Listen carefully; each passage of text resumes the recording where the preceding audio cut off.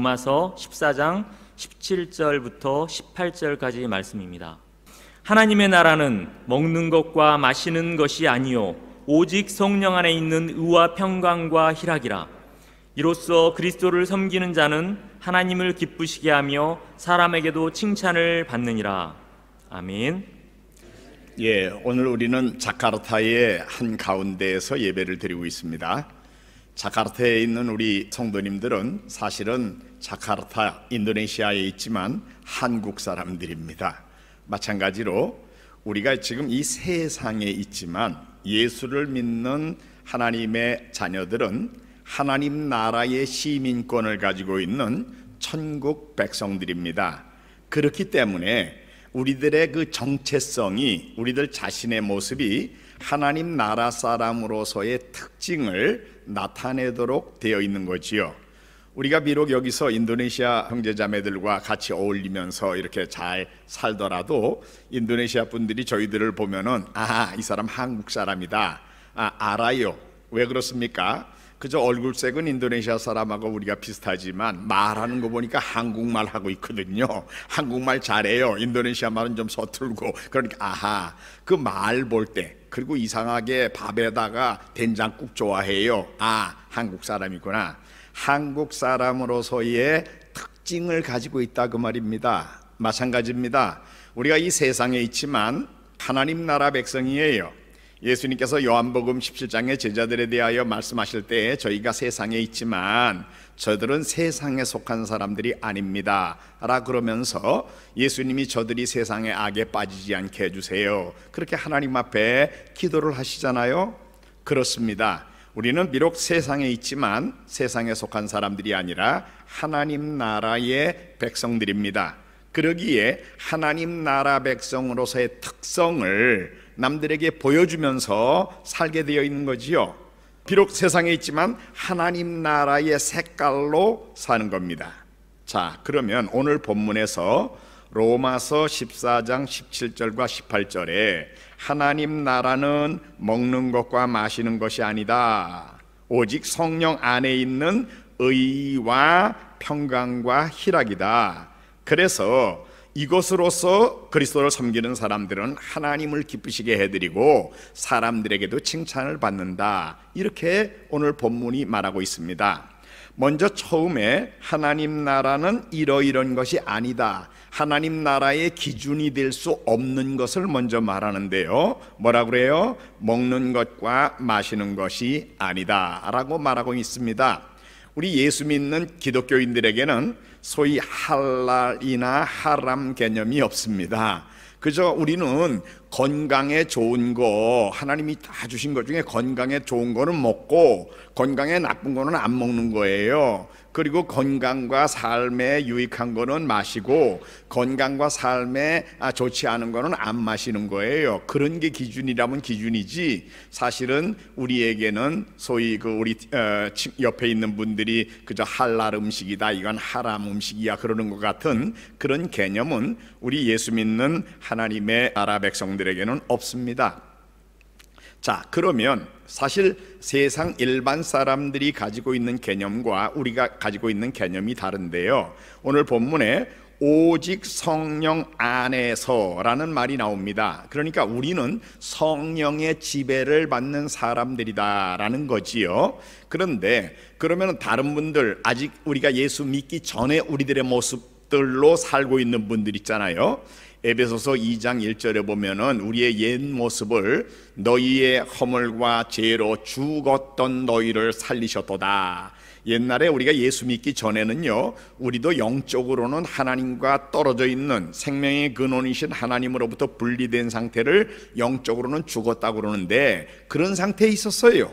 그때에는요, 에베소서 2장 2절 그 다음 절에 그때의 너희가 그 가운데 행하여 이 세상 풍속을 좇고 공중 권세 잡은 자를 따랐으니, 이 공중 권세 잡은 자 그저 악한 영을 가르치는 겁니다. 지금 불순종의 사람들 가운데 역사하는 영이다. 그러니까 우리도 예수 믿기 전에는 영적으로 들여다보면은요, 사실은 악한 영이 끄는 대로 우리가 따라가면서 살았어요. 그런데 지금은 달라졌습니다. 하나님 나라의 백성이 된 다음에는 로마서 8장 14절에 보면 무릇 하나님의 영으로 인도함을 받는 그들은 하나님의 자녀들이다, 그렇게 말하고 있습니다.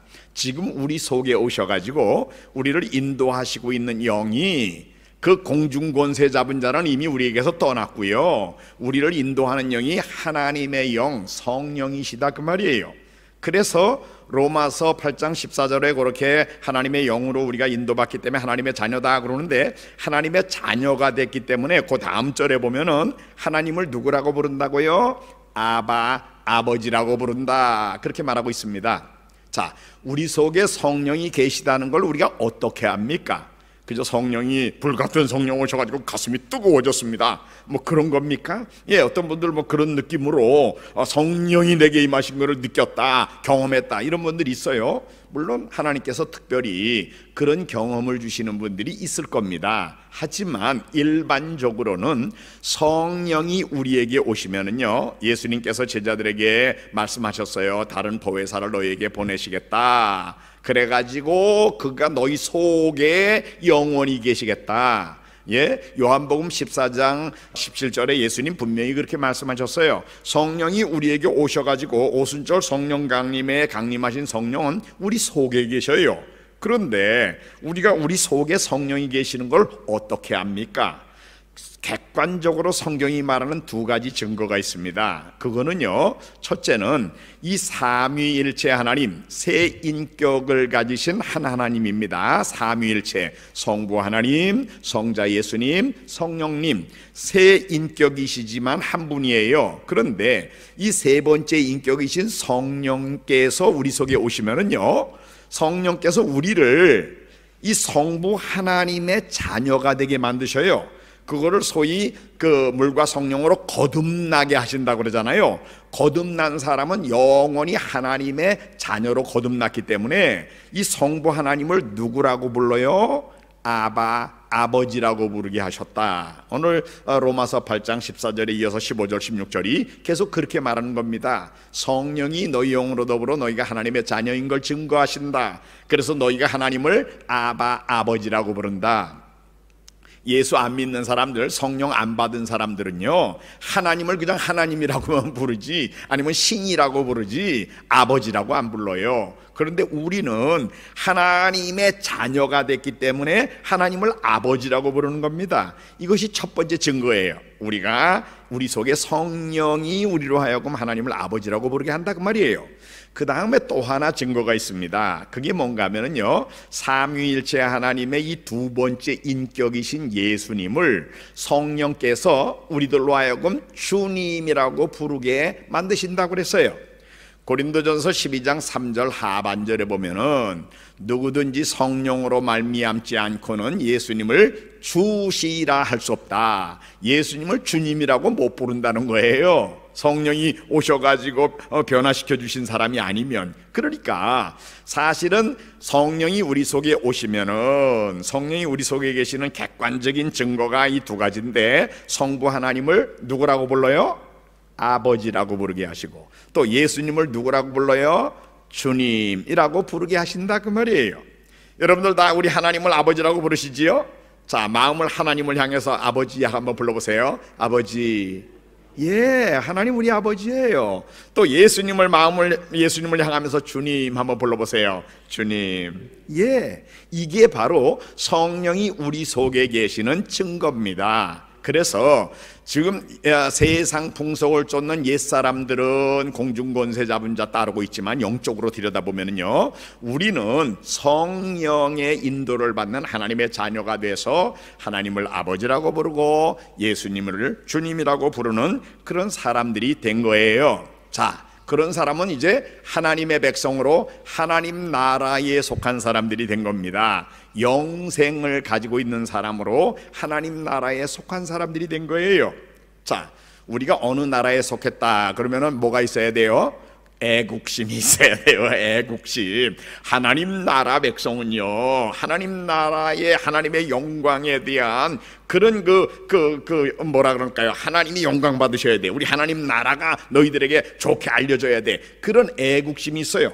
또 하나님 나라의 백성은요, 하나님께 충성하는 거예요. 우리의 왕이신 그분, 그 하나님께 충성하는 사람들인데, 그러려니까 우리의 왕이신 우리 예수님, 영원하신 하나님께 우리의 충성을 드리고 하나님 나라 백성으로서의 우리 모습을 보여주려니까, 하나님 나라의 백성은 성령 안에서 어떤 특징을 가지고 있다고 그랬습니까? 17절 하반절에 성령 안에 있는 의와 평강과 희락이다 그랬어요.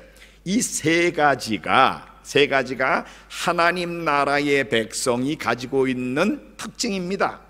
우리가 비록 세상에 있지만 이 세 가지 그 기준에 맞는 삶을 살고 있는 거예요. 그걸 세 가지를 보여주는 거예요.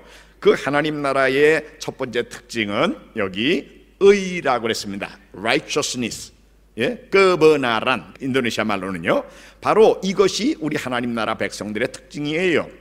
법적으로는 아시는 대로 예수님이 우리의 죄를 대신 벌받아 죽어주셨기 때문에 누구든지 예수님을 내 죄를 대신 벌받아 주신 주님으로 인정하고 자기가 죄인이라는 걸 시인하고 예수님을 구주로 고백하는 사람은 하나님의 법정에서는 우리가 착한 일을 했기 때문이 아니라 예수 그리스도의 십자가의 은혜로 하나님께서 특별히 우리들의 죄를 예수님께 다 벌을 쏟아부으셨기 때문에 믿음으로 말미암아 의롭다함을 받은 사람들이 된 거예요. 그런 면에서 하나님 나라 백성들의 첫 번째 특징은 법적으로는 의롭다함을 받은 사람들이 된 겁니다.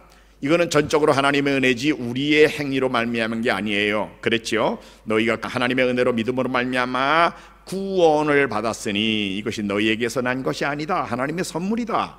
행위에서 난 것이 아니다. 이는 누구든지 자랑하지 못하게 하려 함이라. 성경은 분명히 에베소서 2장 8절 9절에 그렇게 말씀했어요. 자, 이제 법적으로 의로운 사람이 됐습니다. 이게 바로 하나님 나라 백성의 두드러진 특징이에요.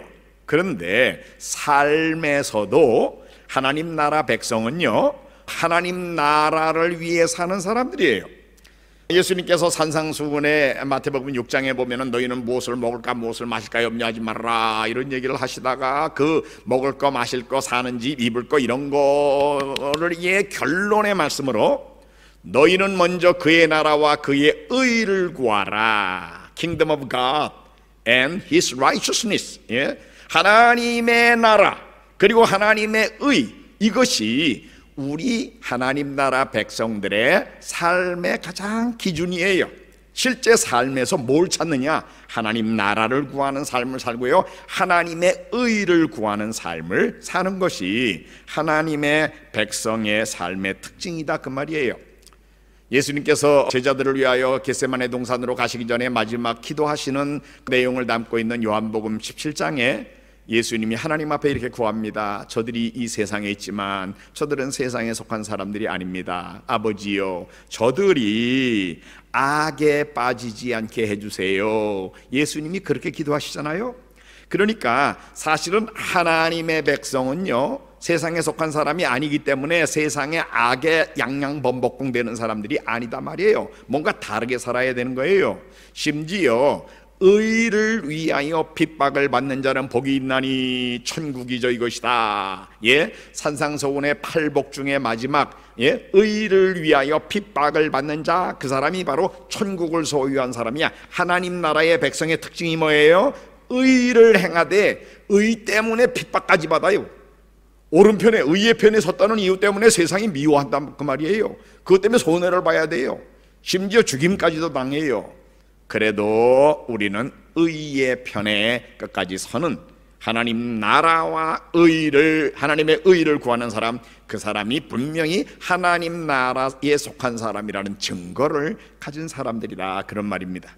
그러기에 우리들은 예수님의 향기요, 세상에서는 빛으로 소금으로 세상 속에 나타나는 그런 사람들로 사는 것입니다. 자, 이것이 의, 첫 번째는 법적으로 예수 그리스도의 십자가의 은혜로 하나님의 법정에서 의롭다함 받은 거고요. 또 삶에서는 하나님 나라와 하나님의 의를 구하는 삶을 사는 거, 이게 하나님 나라 백성의 특징이에요. 모든 성도님들, 교회에서 예배를 드리는 분들이나 인터넷으로 예배를 드리는 분들이나 모두 오늘 이후의 삶에 하나님 나라의 애국자로서 하나님의 영광과 또 하나님의 의를 나타내는 일을 위해서 이렇게 의롭게 의의 편에 항상 서서 사시는 성도님들이 모두 되시기를 주의 이름으로 축원합니다. 예, 이것이 첫 번째 하나님 나라 백성의 특징이고요. 두 번째는 평강이라고 그랬습니다. 의와 평강과 희락이라. 여기 평강이라는 단어가 나오는데, 사람들에게 이 평강이, 마음의 평안함이 생기는 거는요, 죄에 대한 용서를 받았을 때에 하나님께서 내 죄를 용서해 주셨어, 그래서 내가 이제는 이 모든 형벌로부터 자유로워졌다라는 것을 들었을 때, 그때 마음에 있는 평안입니다. 예? 재판을 받고 죄인으로 죄수로 형을 받을지 안 받을지 모르고 딱 서 있는 죄수한 사람이 법정에 있다고 해보세요. 재판관이 야, 너는 무죄다 선고하면 그때 마음이 어떻겠습니까? 평안해지지 않겠어요? 그리고 와, 문제가 해결돼가지고 기쁨이 있지 않겠어요? 바로 예수 그리스도의 십자가의 은혜로 죄 용서받았을 때 우리가 가지고 있는 이 평화, 이것은 사죄의 은총의 기초 위에 서 있는 우리 속에 주신 영원한 평화입니다. 저는 고등학교 1학년 때 예수님이 누군지를 알고 예수님을 믿던 순간이 있습니다. 어느 날 주일 예배 때 예수님이 내 죄를 위해 대신 벌받아 주셨다는 걸 깨닫던 날이 있어요. 아, 그분의 십자가가 바로 내 죄를 대신 벌받는 거였구만. 그날 제가 얼마나 감격했는지, 죄 때문에 마음 아파 울고 예수님이 내 죄를 대신 벌받아 주신 것 때문에 내 마음이 너무 그저 고맙기도 해서 울고 그저 눈물 범벅이 돼가지고 그 예배를 마치고 밖에 나왔는데, 제가 밖에 나왔을 때 느낀 게 세상이 달라졌어요. 와, 제가 예배 드리기 전과 예배 그 전하고 사실 같은 세상인데 햇빛도 더 아름답고 세상이 바뀐 거예요. 그때 그 마음에 있었던 그 평안함과 그 기쁨. 예? 여러분들도 아마 그저 물론 그저 모태 신앙인 분들은 그런 경험 없이 그냥 예수 잘 믿는 분도 있지만, 그저 안 믿는 사람이었다가 예수 믿고 예수님을 영접한 사람들은 저와 같은 아마 이런 경험들이 있으실 거예요. 예? 아, 내 마음속에 참된 평화 있네, 주 예수가 주신 평안, 얼마나 놀라운 평화입니까? 바로 우리의 죄를 용서받았다는 이 확신이 있을 때에 우리에게는 이 평화가 우리에게 와서 있게 되는 거지요. 그런데 여러분, 이렇게 주님이 우리를 완전히 이제는 지옥에 가는 그 형벌을 면제받고 천국 백성으로 삼아주셨음에도 불구하고 때때로 마음이 불안해지고 이럴 때 있죠. 언제지요? 또 죄 지으면.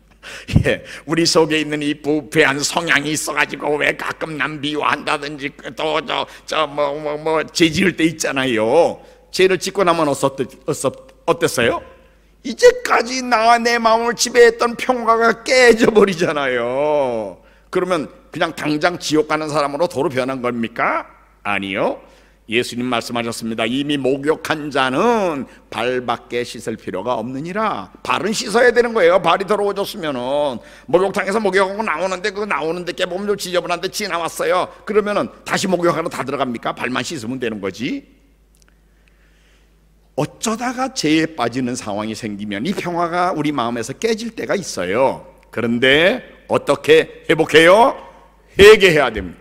빨리 회개할수록 빨리 회복되는 거고요. 빨리 회개할수록 더 이상 그런 고통을 겪지 않아도 되는 거잖아요. 그러니까 우리 예수 믿는 사람들의 삶의 특징은 이 평화를 하나님께로부터 그저 하나님의 은혜로 받기도 했지만, 빨리 죄의 문제를 해결함으로 이 평화를 우리 스스로도 관리하면서 사는 그런 사람들로 사는 겁니다. 아울러 예수 믿는 사람들의 삶에서 평강, 평화라는 이 말은 예수 믿는 사람들은 평화를 도모하는 사람들이다 라는 것을 보여줍니다. 그래서 산상수훈에서도 예수님이 화평하게 하는 자는 복이 있나니 그들이 하나님의 아들이라 일컬음을 받는다 그러셨잖아요. 그러니까 우리는요 화평하게 하는 사람이에요. 물론 하나님과 나 사이의 화평은 죄를 회개함으로 하나님과 나 사이의 화평이 회복되는 거예요. 물론 근원적으로는 하나님이 예수 그리스도의 십자가의 은혜로 우리를 하나님과 우리 사이를 화목하게 하셨다고 그랬어요. 원수된 관계가 끝나게 되었다고 성경은 로마서 5장 10절에서도 아들의 죽으심으로 말미암아 하나님과 화목하게 됐다.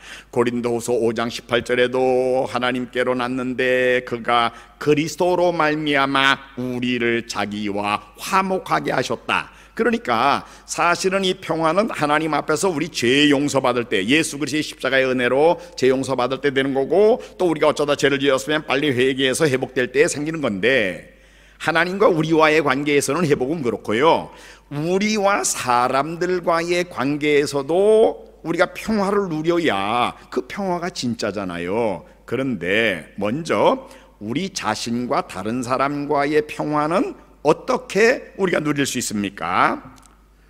여러분, 예수 믿는 사람들은요 사과를 좀 잘할 줄 알아야 돼요.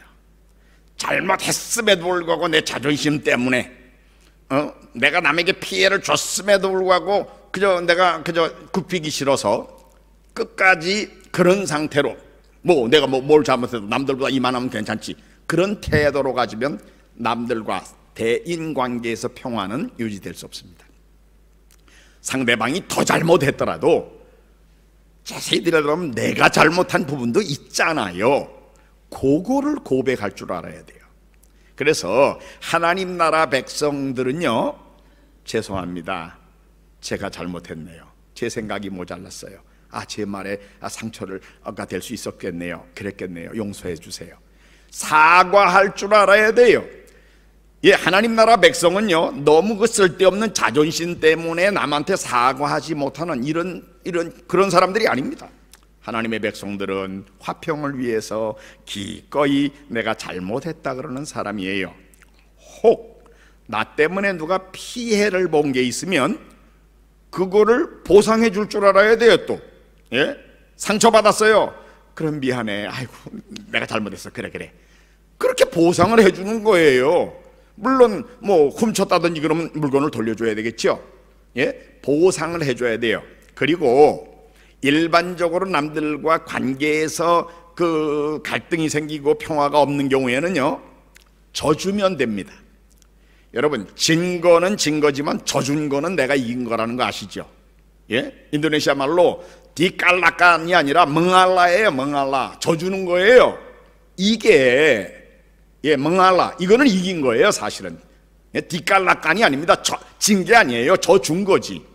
바로 이런 사람이 승리자예요. 사실은 우리 예수 믿는 사람들은요 대인관계에서 남들과 어떤 마찰이 생길 때는 져주는 것을 배워야 됩니다. 멍알라, 내가 스스로 져주는 거예요. 이게 있어야 되고, 혹 남이 나에게 잘못한 게 있을 때는요 용서해 줘야 됩니다. 끝까지 네가 말이야 못됐어, 네가 잘못해놓고 끝까지 내 마음에 그 사람을 정죄하는 마음, 미워하는 마음 가지고 있는 동안에는 내 마음의 평안이 깨져요. 그건 그 사람이 손해보는 게 아니라 내가 손해보는 거잖아요. 그러니까 용서해 주라는 거예요. 그리고 우리 주님 말씀하셨죠, 원수도 사랑하라고요. 원수까지는 아니잖아요. 좀 잘못한, 그저 잘해주면 되는 거예요. 사랑하면 되는 거예요. 그때에 우리 마음에 주님이 주시는 이 평안함, 이것이 바로 하나님의 백성들이 가지고 있는 평안함입니다. 평화입니다. 이런 평화가 우리 예수 믿는 사람들에게 있는 거예요. 나와 다른 사람의 관계에서는 잘못했다 그러고 보상할 건 보상하고, 경쟁이 있을 때는 져주고, 그 다음에 사과하거나 문제가 있는 사람 용서해주고, 그 다음에 적극적으로 사랑해주는 이런 태도가 평화를 갖는 방법이다 라는 거지요. 그리고 사람들 간에도 화목하게 만드는 피스메이커가 되어야 됩니다. 사람들 간에 화목하게. 성경의 마가복음 9장 50절에 예수님이 이렇게 말씀하셨어요. 소금은 좋은 것이로되 만일 소금이 그 맛을 잃으면 무엇으로 이를 짜게 하리요? 너희 속에 소금을 두고 서로 화목하라. 소금을 두고 화목하래요. 이게 무슨 말씀입니까? 여러분, 소금이 맛을 내지요. 또 소금이 하는 역할이 뭐예요? 썩는 것을 방지합니다. 우리가 너희 속에 소금을 두고 너희가 서로 화목하라, 무슨 얘기요? 왜 화목 못하는 겁니까? 그 썩은 것, 쉽게 썩는 것이 있어요. 우리가 말 한마디, 남을 비판하는 말이나 이런 거 하면 그게 이 서로 하나로 하모니를 이루고 화목한 거에 병균 역할을 하는 거예요. 그러니까 거기다 소금을 치면 어떻게 돼요? 그런 거는 죽여버리라 그 말이에요. 그런 건 빼라 그 말이에요. 매사에 우리가 대인관계에서 하는 말들에서 소금을 쳐야 됩니다. 남을 정죄하는 말, 남을 비판하는 말, 다른 사람에게 다른 사람에 대하여 저 사람이 너 그러는데 네가 그렇게 못됐대 말 전할 때에 그저 이 사람이 삐져가지고 저 사람하고 원수되게 될 수 있는 말, 이런 말은 전하지 않아야 되는 거예요. 그게 바로 소금을 친다는 말의 의미입니다. 너희 속에 그저 소금을 둬가지고 화목을 유지하라 그 말이에요. 여러분, 우리 예수 믿는 사람들은요, 남이 뭔가 잘못된 거 볼 때에 그걸 내가 마음 아파하면서 그것을 보완해 주려는 사람이지, 그거를 정죄하려는 입장으로 가서는 안 되는 겁니다. 이건 하나님의 백성들은요, 그저 싸매 주는 거예요. 예? 엄마가 자기 아이가 잘못했다고 그래서 그냥 사정없이 밟아버립니까? 아니잖아요. 때릴 땐 때리더라도 그 아이를 위해서 끌어안으면서 하는 일이잖아요. 바로 우리 예수 믿는 사람들의 대인관계에서 제일 중요한 것은 소금을 치라는 겁니다. 썩을 거, 부패할 거, 맛을 잃어버리게 만드는 거, 그런 것들을 없애고 소금을 치는 대인관계를 가져야 된다라고 말씀하셨어요. 우리 예수 믿는 사람들은요, 우리 자신과 관계에서는 무저항으로 나가라고 예수님이 산상수훈에서 말씀하셨죠. 오른뺨 때리거든 너도 그거 왜 져주냐, 너도 같이 올려붙여라, 그거예요? 아닙니다. 오른뺨 때리거든 그저 순순하게 왼뺨도 그저 맞도록 내버려 둬라 그 말이에요. 겉옷을 강제로 뺏으러 가려고 그러거든 속옷까지도 주라 그 말이에요. 손에 봐주라 그 말이에요. 바보로 취급하겠지요? 괜찮아요. 우리 예수 믿는 사람들은 그런 면에서는 바보입니다. 천국에 속한 사람들은 그런 면에서는 바보입니다. 철저히 바보가 돼야 됩니다. 그리고 원수를 위하여 기도하는, 원수까지도 사랑하는 사람이 돼야 됩니다. 예수님 뭐라 그러셨어요?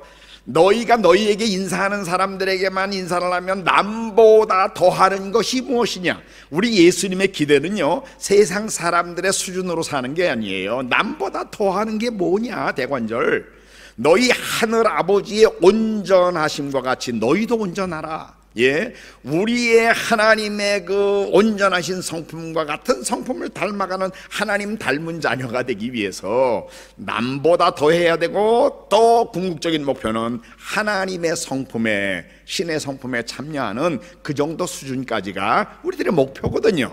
바로 이겁니다. 우리는 그런 사람들이 돼야 되는 것입니다. 아시는 대로 이것은 성령의 열매이기도 합니다. 사랑, 희락, 화평, 성령의 열매지요. 무슨 얘기입니까?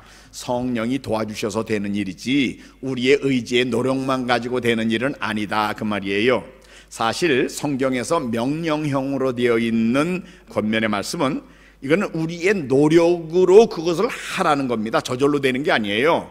그래서 너희가 서로 화목하라, 화목하는 걸 노력하라는 거잖아요. 그런데 우리의 이 부패한 성향이 우리 속에 있어서 우리가 그게 되질 않아요. 그래서 뭐가 필요합니까? 성령님의 도우심이 필요한 거예요. 성령이 우리에게 오시면 우리 성품의 열매를 맺게 하시는데, 사랑, 희락, 화평, 이것도 화평, 성령이 우리 속에 우리를 도와가지고 이룰 수 있게 만들어주시는 겁니다. 바로 이것을 우리가 노력도 하고 성령님께 도움을 구하면서 그런 삶을 살아야 되는 거죠. 바로 이것이 하나님 나라의 백성의 두 번째 특징입니다. 아까 첫 번째 뭐라고 그랬어요? 의. 두 번째로는 화목, 평강, 예, 피스요, 영어로. 인도네시아 말로 다마이 사트라. 그 다음에 세 번째는 오늘 17절 하반절에 의와 평강과 희락이라. 희락, 기쁨. 인도네시아 말로는 수까지 있다. 이것이 예수 믿는 사람들의 특징입니다. 사실 우리 얼굴에 이 기쁨이 보이는데요, 이 기쁨은 아까 처음에 죄 용서받아서 마음에 생긴 평화 때문에 나오는 기쁨이기도 하고요, 또 대인관계에서 하나님과의 관계나 사람들과의 관계에서 내가 평화가 이루어진 결과로 우리 속에 와 있는 기쁨이에요. 이 첫 번째 의의 문제라든지 두 번째 이 평화의 문제가 해결되지 않은 상태에서는 기쁨이 없어요. 그러니까 사실은 의와 평강이 세 번째 이 하나님 나라 백성의 특징인 기쁨의 기초가 되는 것입니다. 그래서 죄 용서받아서 그리고 또 대인관계나 하나님과의 관계에서 평화가 이루어져 가지고 우리에게 기쁨이 있는 거지요. 우리 예수 믿는 사람들 어떤 모임에서든지 사진 찍어 놓은 거 보면 다 그냥 스마일 배지 큰 거 그런 모습으로 보이고 있습니다. 어떤 분이 제가 옛날 그 제 앨범을 보여드렸더니 그분이 인도네시아 분인데 쭉 보더니 어디나 김병선 선교사 얼굴 나오는데 다 웃고 있잖아 그래요. 그러면서 저보고 봐 얼굴 봐 주세요. 제가 이렇게 보니까 봐 웃고 있잖아 또 그래요. 예, 이게 객관적으로 그래야 됩니다. 우리 예수 믿는 사람들 얼굴은 항상 기쁨이 이게 보여야 돼. 속에 있는 게 보이거든요. 기쁨이 우리를 지배하는 사람들이 돼야 되는 거예요. 그러려니까 죄가 있으면 빨리 해결해가지고 평화를 회복해야 되고 의도 회복해야 되는 거고 대인관계에 문제가 있으면 그걸 빨리 해결하는 거예요. 그러면 기쁨이 있는 거예요. 다시 말씀드리지만 이 기쁨은 하나님과의 관계에서 문제가 없을 때 생기고 사람들과의 관계에서도 문제가 없을 때 생기는 게 기쁨이지, 하나님과의 관계나 사람들과의 관계에서 문제가 있으면 이 기쁨은 겉으로 웃는 척은 할 수 있겠지만 진짜 마음속으로부터 우러나오는 기쁨이 우리를 지배하게는 못 만들거든요. 그러니까 이 기쁨은 사실 의와 평강의 그 기초 위에 있는 것이다 라는 것을 우리가 알아야 됩니다. 하나님께 죄가 있었을 때는 회개하는 것도 있지만 하나님을 순종하지 않았을 때도 이상하게 이 기쁨이 없을 수 있어요. 하나님이 너 오늘은 이러이러한 봉사 너가 좀 해 말씀하셨어요. 성경 말씀으로도 말씀하시고 또 성령께서 우리 마음에 말씀하셨어요. 그런데 순종하지 않았다. 그럼 기쁨이 있던가요? 여러분, 사실은요 손해 같지만 하나님 말씀 따라가는 게 이익입니다. 예, 너희는 그의 나라와 그의 의를 구하라 그리하면 이 모든 걸 더하시리라 그러잖아요. 그게 그 앞에 보면 무엇을 먹을까 마실까 어떤 집에 살까 뭘 입을까 염려하지 말라는 그거에 대한 최종 결론의 말이 뭐예요? 너희는 먼저 그의 나라와 그의 의를 구하라. 그러면 이 모든 것 먹을 거 입을 거 살지 모든 것을 내가 너희에게 더하시리라. 주권자 하나님이 책임져 주신다 그 말이에요. 그러니까 너무 세상의 작은 이익 때문에 하나님의 뜻을 순종하지 않고 가는 거, 이거는 어리석은 거예요. 하나님이 이 모든 것을 너에게 도와주시리라라는 그거를 기대하면서 기꺼이 순종하는 태도를 가질 때에 기쁨이 넘치죠. 다시 말씀드리지만 이 기쁨은 관계 속에서 아름답게 이루어져야만 기쁨이 생기는 겁니다. 이거는 특별히 대인관계에서도 그래요. 내가 어떤 분에게 그분을 기쁘게 해드리면 그분을 만났을 때 내 얼굴에 기쁨이 나오게 돼 있어요. 왜? 그분이 기쁘니까 나도 기쁜 거예요. 여러분들 저 얼굴 지금 자세히 한번 보세요. 여러분들 지금 웃고 있어요. 왜 그렇죠? 제가 웃으니까 그 반응으로 여러분들도 웃는 거예요. 이거는요 하나님이 사람들을 그렇게 지으셨어요. 조그만 아기를 놓고 보세요. 조그만 아기 있는데 아기한테 가가지고 제가 아주 험상궂은 얼굴로 애를 이렇게 얘야 그러고 있어 보세요. 그럼 애가 엥 하고 울 거예요. 왜 그래요? 그냥 사람은요 누구를 대하든지 그 사람, 자기가 앞에 있는 그 사람의 태도가 내게 반영돼 나타나게 돼 있어요. 그러니까 다른 사람을 기뻐하게 해가지고 그 사람이 기뻐하면 나도 기쁜 거예요. 진짜 기쁜 거예요. 이거는 마치 거울 속에 있는 나와 같습니다. 예? 시 악구 니달람 까짜쩌르민. 예? 그 거울 속에 있는 예? 그 거울 앞에 서가지고 한 번씩 웃어보세요. 그러면 그 안에 있는 나도 씨 웃을 겁니다. 그렇죠? 거울 안에 있는 나한테 찡그려 보세요. 반드시 찡그린다 그 말이에요. 그러니까 사실은 우리 마음의 기쁨은 대인관계에서 모든 사람들을 향하여 내가 베풀고 사랑하고 그러면 그 반응이 내게로 돌아와서 내 마음의 기쁨이 생기는 겁니다.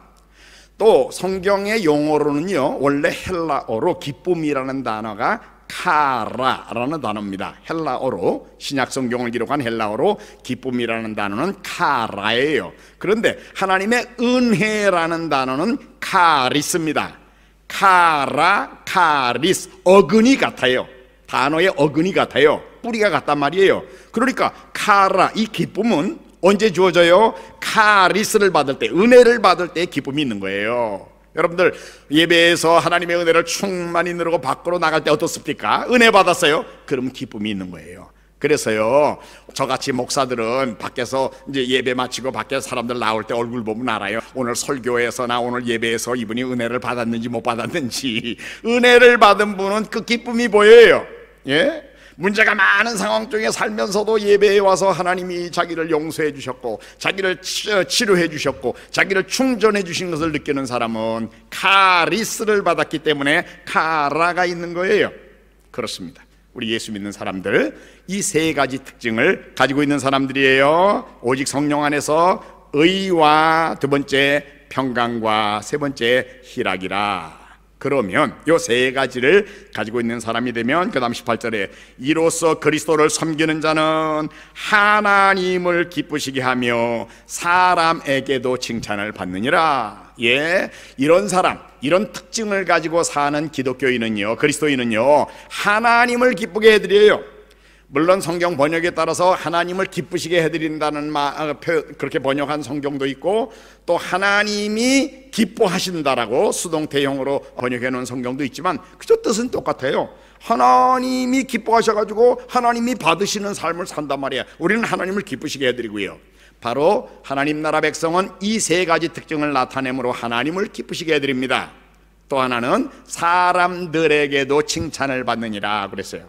사람들도 다 압니다. 이 사람 진짜 하나님의 백성다운 하나님의 백성인지 아니면 가짜인지 다 알아요. 속지 않아요.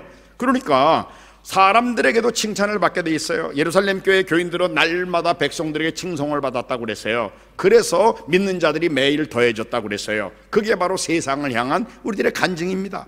예수 믿는 사람들 얼굴 보면, 야, 저 사람들 보니까 나도 저런 얼굴 갖고 싶어, 저렇게 살고 싶어, 그런 마음이 들어야 교회로 그 사람들도 자연스럽게 나오게 되지 않겠습니까? 우리 모두는 그런 사람들이 돼야 됩니다. 우리들의 언행은, 우리가 말하는 거, 우리가 행동하는 것은 우리들의 신분과 우리들의 인격을 그대로 보여주고, 또 우리가 어느 나라 사람인지를 보여줍니다. 마태복음 12장 35절에는 선한 사람은 그 쌓은 선에서 선을 내고 악한 사람은 그 쌓은 악에서 악을 낸다고 그랬어요. 우리가 밖으로 나타나는 건 우리 속에 있는 것을 그대로 보여주는 것이다라는 거지요. 하나님의 자녀는요, 하나님 닮은 모습을 보이는 사람들입니다. 여기 계시는 여러분들 얼굴색이 황색이죠. 노란색, 황인종이에요. 그 다음에 한국말을 알아듣고 한국말 해요. 또 김치찌개, 된장찌개 좋아해요? 그럼 볼 것 없어요. 이건 한국 사람이에요. 예, 마찬가지로 사람들이 우리를 볼 때, 아, 저 사람은 의로운 사람이다, 아, 평화를 도모하는 사람이다, 아, 기쁨이 있네, 그러면 사람들이, 아, 저거 하나님 나라 백성이구나, 그렇게 아는 겁니다. 바라기는 오늘 말씀을 듣는 모든 성도님들, 우리는 비록 세상에 있지만 세상의 특징을 가지고 사는 사람들이 아니라 하나님 나라의 백성으로 하나님 나라의 특징을 가지고 살 사람들입니다. 이제 우리는 의를 특징으로 내세워야 됩니다. 또 사람들과 관계에서 평강을 항상 유지해야 됩니다. 세 번째로는 다른 사람들을 기쁘게 하고 하나님을 기쁘게 하심으로 우리 스스로도 기쁨이 있는 삶을 삽니다. 이런 사람이 하나님 나라의 백성입니다.